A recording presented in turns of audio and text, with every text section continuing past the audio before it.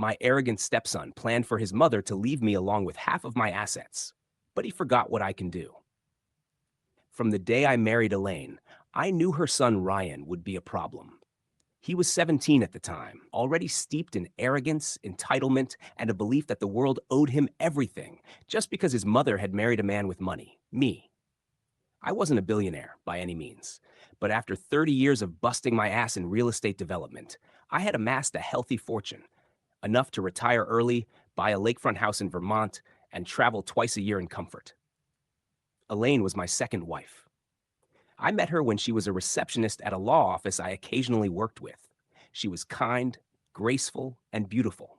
At least, that's how she presented herself back then. Ryan, on the other hand, was a piece of work. He wasn't just a typical spoiled teen. He was manipulative, the kind of kid who'd smile to your face and mock you the moment you turned around.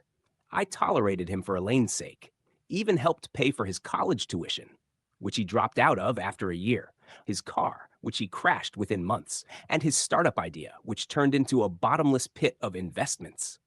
But over time, his smirks turned into open disrespect. And I began to see a side of Elaine I hadn't noticed before: subtle dismissiveness, unexplained withdrawals from our joint account, sudden emergencies for Ryan that always needed large sums of money. I'm a lot of things, but stupid isn't one of them.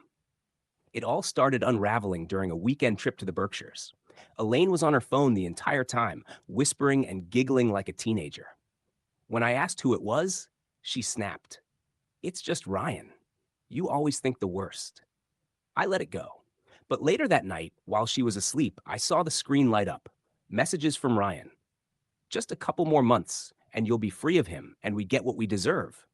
Make sure the house is in your name by March. Half his assets, Mom. Half. Then we're set." It felt like swallowing glass. My wife and her son were plotting behind my back, not just to leave me, but to take everything I had worked my life to build. That night, I lay awake, staring at the ceiling, letting the betrayal settle in. They thought I was old, soft, maybe even senile. They forgot who I used to be. Before I retired, I was a specialist in real estate law and asset protection. I'd built airtight contracts, untangled multi-million-dollar divorces, and negotiated loopholes the IRS hadn't even caught on to yet. I'd helped clients protect their money from vindictive spouses more than once, and now I had to do the same for myself. I began quietly. First, I contacted a trusted friend and attorney, Max, someone I'd known since law school. "I need to make sure if I get divorced, Elaine walks away with exactly what she came with," I told him. "She's cheating?" Max asked. "Worse, she's plotting." We reviewed the prenuptial agreement I had insisted on before marrying her. Ironclad. Or so I thought. Turns out, Elaine had slowly convinced me to commingle some assets, like putting her name on the deed to the lake house. That gave her leverage. Not full ownership, but enough to make things messy. We spent the next month shifting things around, transferring business assets into an LLC under my sister's name, separating investment accounts, moving stocks to an offshore trust. Legally, of course. Quietly. Meanwhile, I started compiling evidence. I backed up the text messages from Ryan's phone using recovery software. I installed security cameras, one in my home office, another in the kitchen. I even planted a voice recorder under the couch, which caught a delightful conversation a week later. "Ryan, once it's done, he'll probably cry or something. Just play the grieving wife for a while." "Elaine, I don't want to stay in Vermont, though. I hate the snow." "Ryan, sell the lake house. We'll split it. Maybe go to Miami." It was like a movie, except I wasn't the fool in the script. I was the director. The turning point came when Elaine asked to review our estate plan. "I just think it's smart if we simplify things," she said sweetly over dinner. "Put everything in joint accounts. You never know what could happen." I smiled. "You're right, sweetheart. Let's schedule something with the lawyer."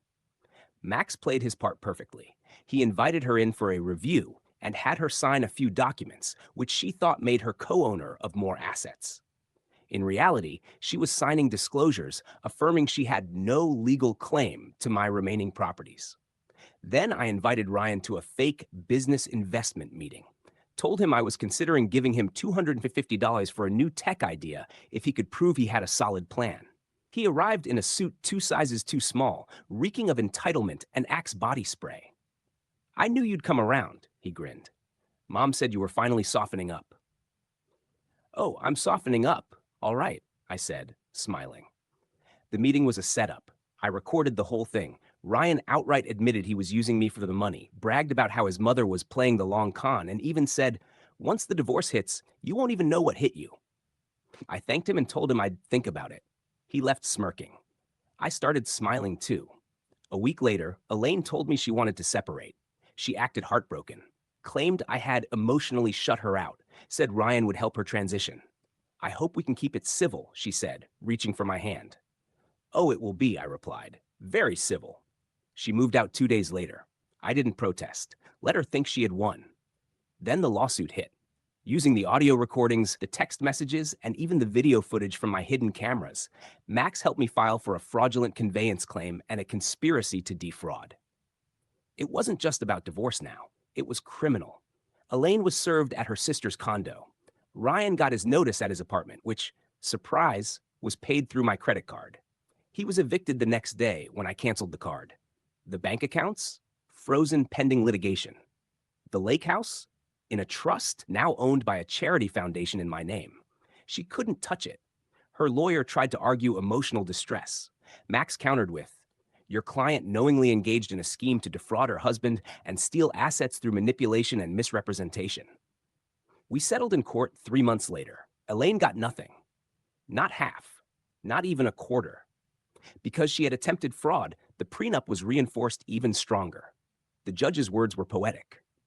This court finds that the defendant and her son acted in concert to deceive and financially exploit the plaintiff. As such, she forfeits her claims to marital property. Ryan? He tried to fight it, sued me for emotional damage and business loss. The case was dismissed with prejudice. I countersued for defamation and recouped every penny I had invested in his ventures. The court froze his accounts. His beloved car was repossessed. His credit tanked. He now works part-time at a vape shop in a strip mall, still living with his aunt. Elaine moved to Florida, alone. She tried messaging me once, saying she missed the real us. I blocked her. A year after the dust settled, I threw a small party at the lake house with my closest friends. One of them asked me if I'd ever consider dating again. I poured a glass of scotch, looked out at the water, and smiled. Maybe, I said. But this time, no kids. They laughed, but I meant it. See, some men break when they're betrayed. They wallow in self-pity and regret. Not me. I reminded them and myself exactly who I was. Not just a husband, not just a stepfather, but the man who built an empire from nothing. And I wasn't going to let anyone take it from me. Not without a fight, not without a plan, and especially not without losing everything they had in the process. Like and subscribe. Share if this happened to you or someone you know.